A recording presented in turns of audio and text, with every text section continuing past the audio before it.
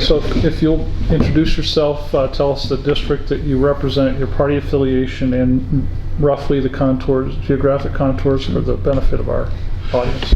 Well, my name's Lou Frederick. I represent Senate District 22. That's north and northeast Portland, basically from the Banfield and the Lloyd Center to the airport, Columbia River.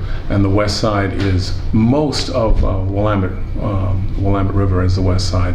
East side is 33rd to Prescott to the 205. And that little section along the Willamette River, Cathedral Park, was carved out during the redistricting. Okay. Mostly because I have too many people in my district. Okay. When did you first enter the legislature? 2009, October 2009. You were appointed to a House seat? Appointed to the House seat that had been held by Chip Shields. About 2 weeks or 3 weeks before that, Chip was appointed to the Senate seat that had been held by Margaret Carter. And when did you move up to the Senate? Went into the Senate in 2017. Okay. So you have been you've been a reporter. You've worked for Portland Public Schools. You've, I think, been a consultant. You went back to school relatively late in life. Got a PhD or studied for a PhD.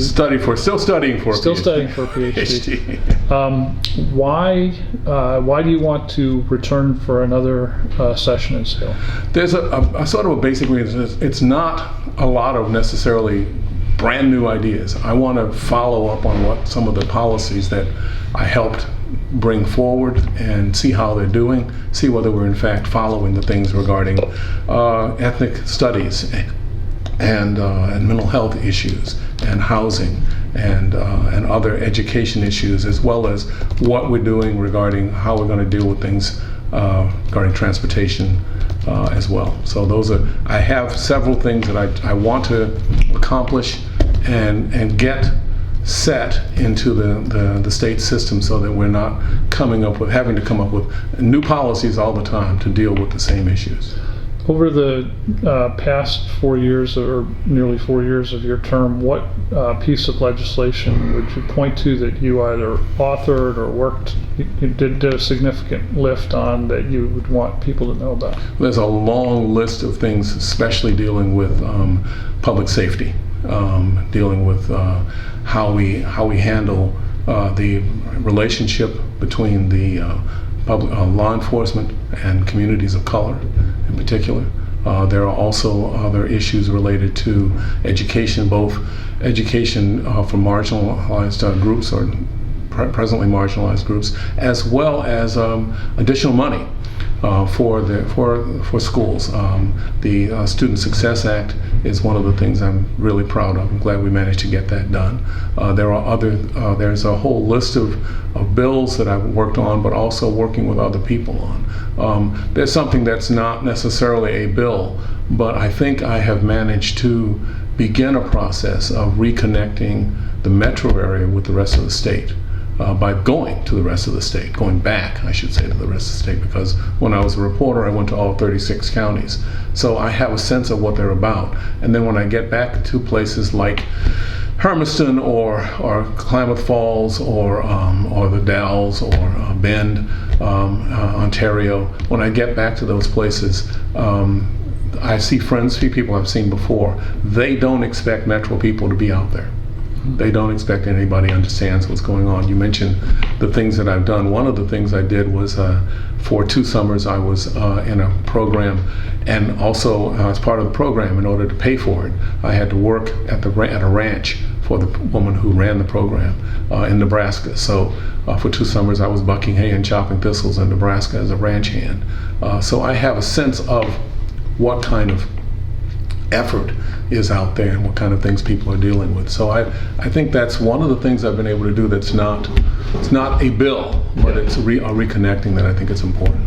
So you're a member of the Joint Committee on Transportation. Yeah. Your committee has been traveling the state this summer to listen to what Oregonians need in terms of transportation.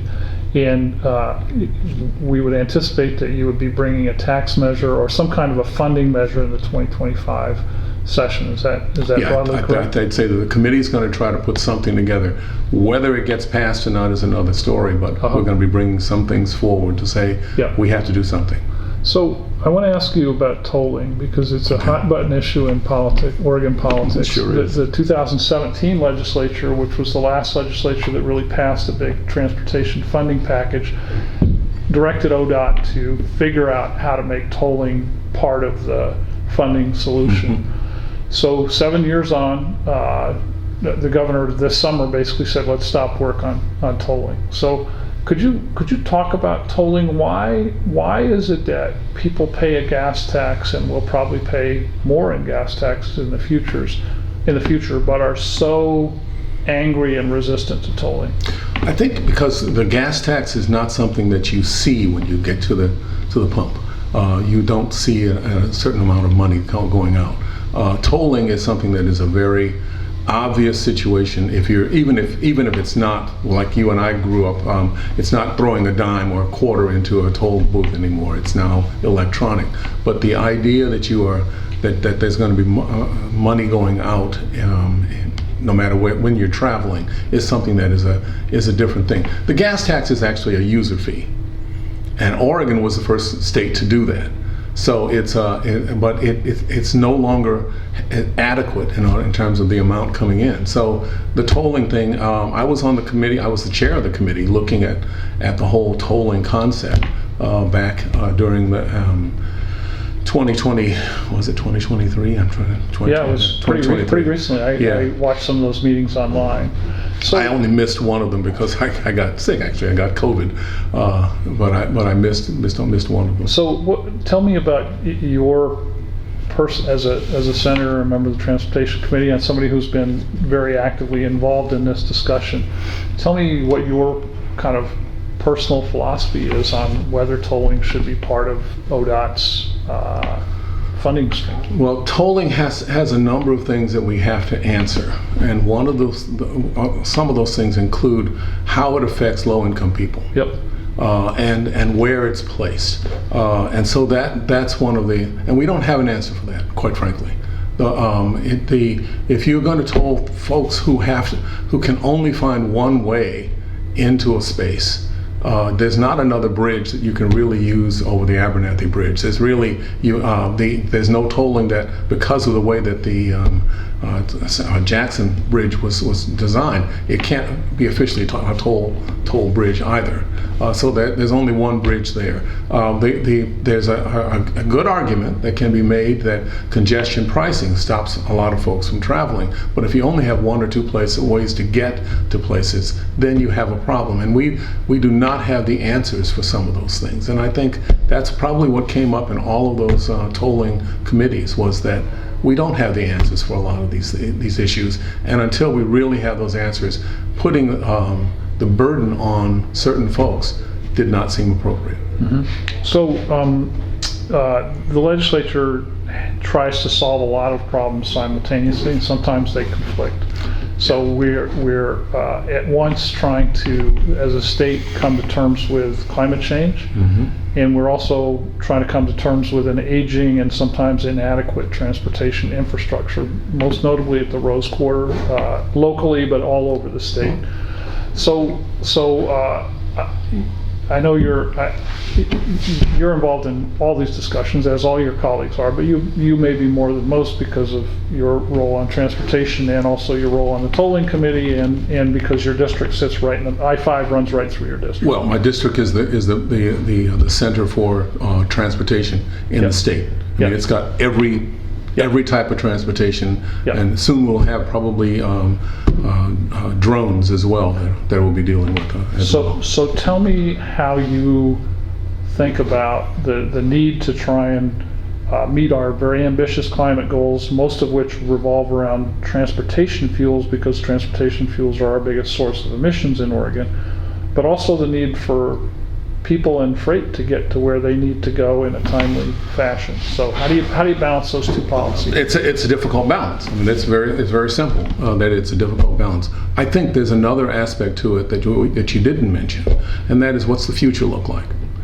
We will not necessarily have all those diesel trucks coming through. We may have hydrogen, we may have electric trucks coming through. So it's not just a matter of emissions or the cost of diesel or other things, because we have folks who are looking at that. In fact, we have people like Amazon and other places that are now looking at their small electric trucks as something that they're going to be dealing with. And if you go and stand at the Rose Quarter in the middle of the day, or even early in the day, you'll just see truck after truck going through. So that's something that we have to do in terms of commerce. So we have to figure out how to handle that. And more than that, we also had a promise.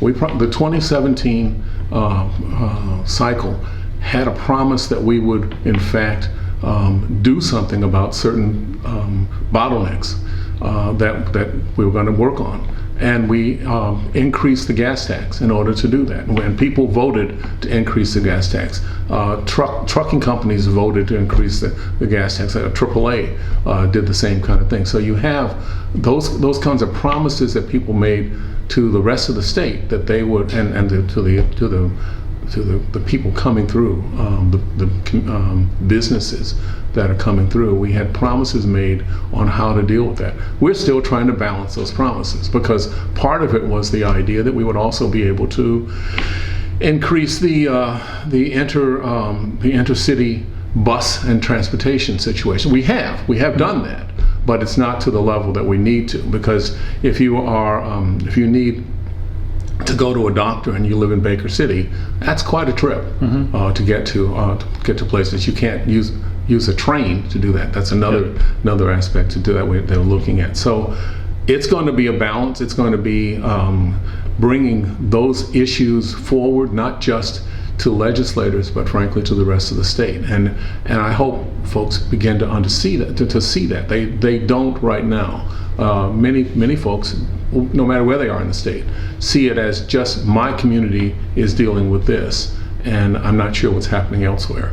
So that's been part of the, frankly, in some ways, the fun of watching people say, well, wait a minute, we had some folks in Ontario and in Hermiston suggesting that we really needed to have tolling. And they were very clear about that. At a couple of them, though, I went and said, so you're suggesting that we should toll as you go into Washington and back and forth between Washington and Oregon, or Idaho and Oregon? Not necessarily, Yeah. But they were really interested in having tolling, using tolling in the metro area. Yeah. And then we had, for instance, the Dalles. Those bridges in the Dalles already are tolled. Yeah. Except for all the way over, what is it? Yeah, the Dalles. Biggs Junction. Yeah. But they already have the tolling there, and they've been tolled forever. Yep. But they want to have new bridges, so they don't have as much of a furor about tolling in that area, because that's what they've been doing. Used to. Yeah. Intercity buses. So 5 years ago, whenever it was, we used to have a big Greyhound station in Old Town. Yeah. Oh, that's how I arrived. I arrived in Oregon on a Greyhound. Okay, so you know the building. They sold that. Greyhound's in financial trouble. They sold the building, as they did in a lot of cities. So now when people want to take a bus to another city in Portland, they stand on the street. Yeah. There's no bathroom. Yeah. There's no place to buy a cup of coffee or a newspaper or something to eat. Right. It's amazing to me that in a city and a state where we have many struggles, but also a lot of resources, that we're asking people who are dependent on intercity bus travel to stand on the street when it rains 9 months a year. Has anybody brought that to your attention? I know that's not in your district. But No, people have brought that. It's not a matter of my district. And by the way, the Greyhound bus station that I arrived in was downtown. Downtown. Was right next to the YMCA at that time. So I remember that. Between 5th and 6th. They put a Starbucks right in there. Well, it's actually a hotel now. Okay. That's where I arrived. But this is, it's not just that kind of thing standing outside the Greyhound station, but also across the state. I mean, you have to essentially flag down things. But we also, the other thing is, we had a Greyhound bus station and we had a Trailways bus station. There were two intercity buses that were constantly connected. We also had trains that we had a Pioneer line that went from Portland to Denver, which we want to try to reinstitute, but that won't take place for at least 10-15 years at the earliest, because we don't have the money for it. We don't have the infrastructure still there. Just the rail lines and the agreement with the railroads, because they're the ones who own the tracks. So that's part of that. That's again part of the discussion. That's what was so incredibly interesting in going around the state, because you got that kind of information about how people. Sorry, that's a motion. Hello. There we go. So somebody, one of your colleagues was in here the other day. I can't remember who it was because we had so many people in, and somebody mentioned to your point about the rail system, that there are people who would like to spin ODOT's rail operation out of ODOT as the aviation division got spun out some 10 or 20 years ago. So there could be a greater, because ODOT does a lot of things and they've got huge statewide responsibilities. Has there been any discussion of spinning rail out of ODOT on your road show? Yeah, it's very likely it was Chris Gorsuch that you were talking with. That's right. That's right. And he's the rail. He is the chair of the rail caucus for the legislature. Yeah, there are lots of discussions about trying to, because of the way that the gas tax is written, they can't spend money on rail. And so we showed that deficit when Obama had put money forward for rail. And Washington had a bookcase about like that of proposals and plans to deal with rail, and they just went up and took one off. We had a notebook like that, and that was it. So yes, I think that's part of the discussion, is how we can deal with that, as well as the aviation.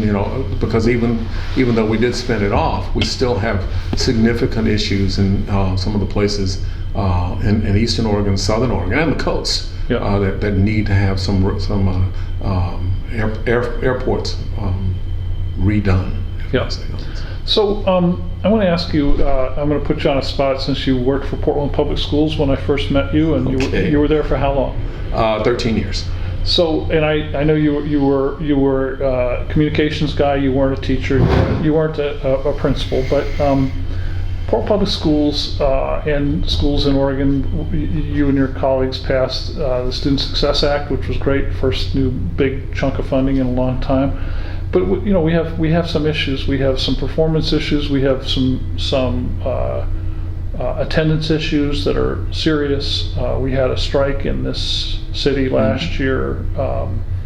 I'm just curious about how we could get Oregon where it needs to be. You're trying to get Oregon where it needs to be in transportation. How do we get Oregon where it needs to be, and Portland where it needs to be in terms of school outcomes? You're talking about, let's be very clear. We need to get Oregon and Portland in a situation where their funding is adequate.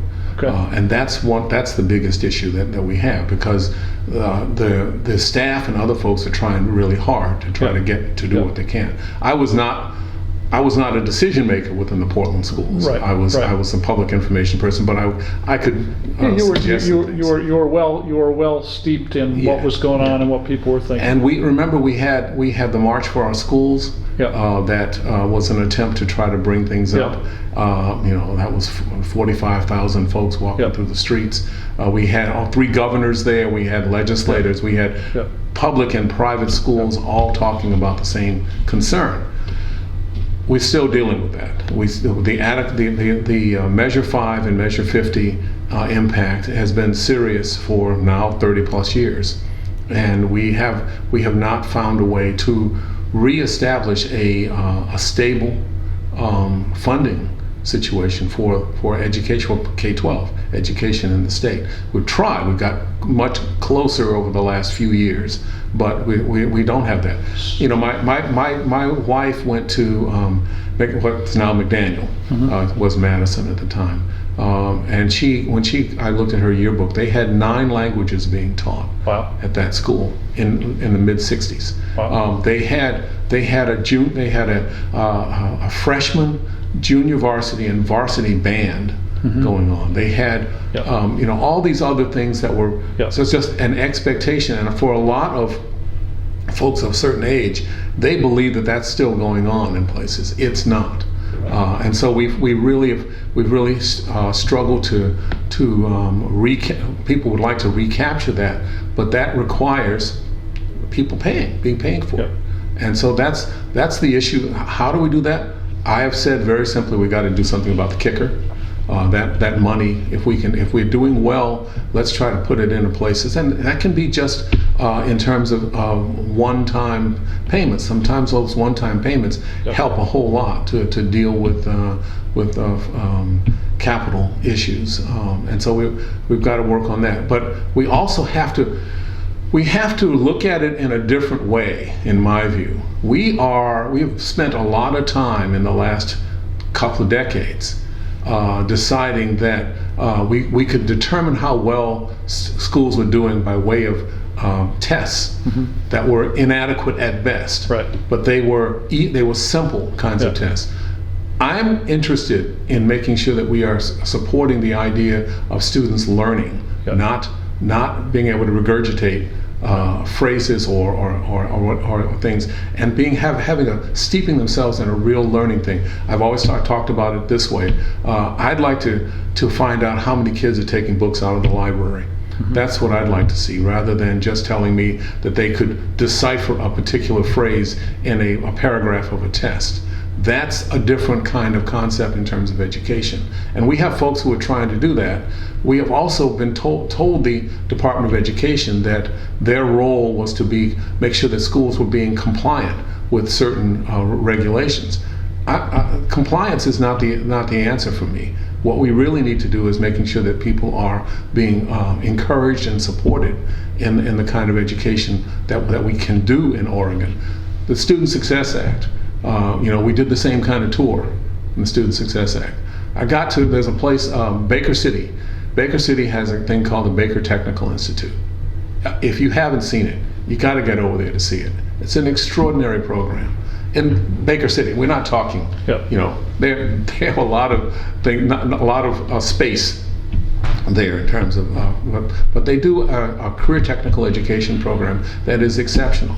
The Schulenburg Center over in North Clackamas, again, career technical education, but they get kids involved. We need to be able to let the rest of the state know that those kinds of things work, because in both of those cases, they got incredible graduation rates that are really high because the kids are interested in things. That's what I'd like to see happen. Okay. We have one fun question for everybody. Okay. This was tough. It would be tough for me because I was a long time ago. I was in high school. What were you known for in high school? And tell me again. You told me at the beginning, but it was a dizzying childhood in terms of where did you go to high school and what were you known for? Well, I desegregated my high school in Atlanta, Georgia. College. It was Daniel C. O'Keefe High School. It wasn't the only one. I came in with 8 or 9 other people, other African American students. And so that put a particular spin on things anyway. And it was 60 years ago, by the way, that I did that. I'd say there were probably 3 things that I was probably involved with. One was academics. I can show you the picture at some point if you want. I got the science award for my graduation, and I was known for being interested in academics and reading a lot more than other folks.